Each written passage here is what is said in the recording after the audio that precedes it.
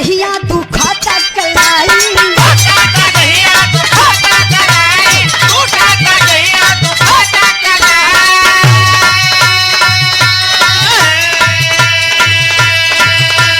ले आवा देवरू दर्द के दवाई,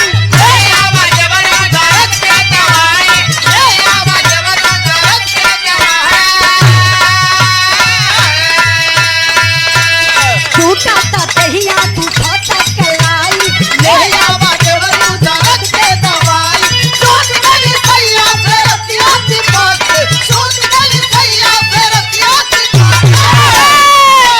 ककरी भइल बा कमरिया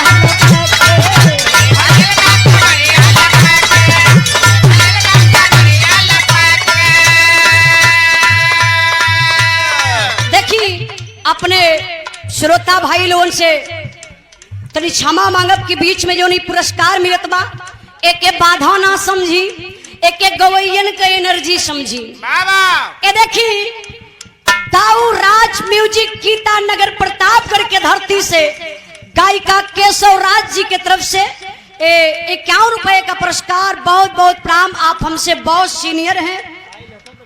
और 51 रुपए का पुरस्कार पंकज मिश्रा समर्थक सूरज यादव उमरगंज के धरती से छात्र नेताजी आपके तरफ से, और 101 रुपए का पुरस्कार। अच्छा आप लिख के दे दें, बोल दें, कहना है मास्टर साहब, आइए आते रहिए।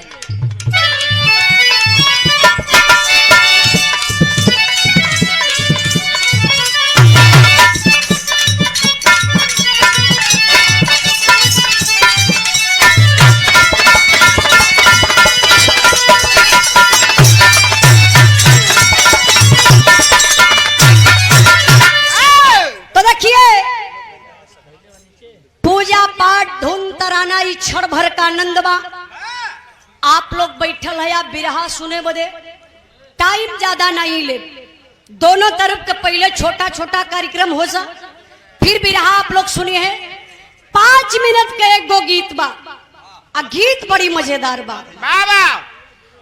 एक गीत में आप लोग सोचने पर मजबूर हो जाएंगे, बहुत अचूक बात है। ना ही धरती रहल, ना आकाश रहल, ना पाताल रहल, ना देवी देवता का अवतार रहल,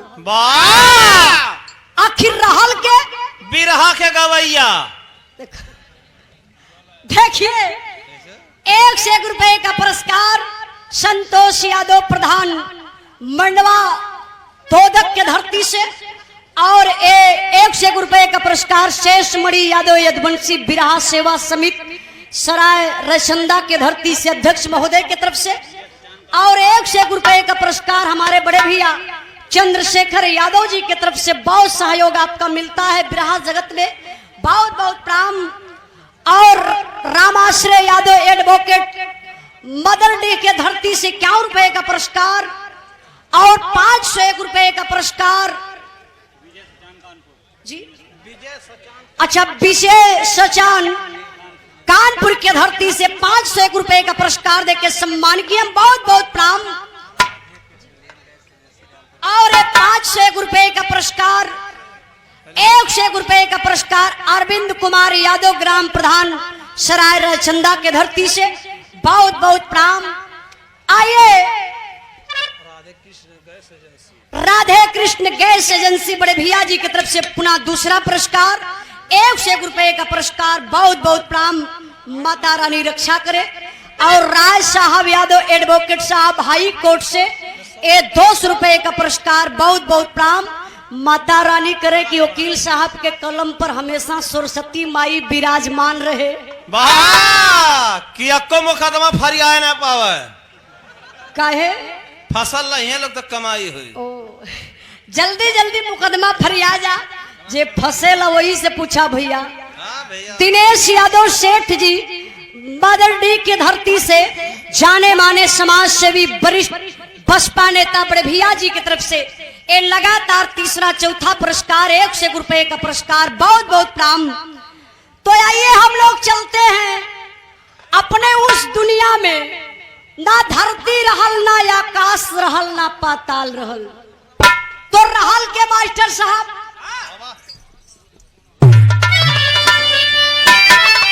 फरियाद का ना रुक जा फरियाद है भैया ऐसे हाथवा ऊपर करा अच्छा ओके कातवा नहीं बहुत बहुत धन्यवाद आप लोगन के भी फरियाद है ना शिकायत देखो ऐसे मत करा हाँ फरियाद हो तो ऐसे करा पुछला पीछे ले जात हो कि नहीं ये कौन पूछले के तरीका वहाँ है? ले, वहाँ ले। पीछे ले सुनाता ओके आइए मालिक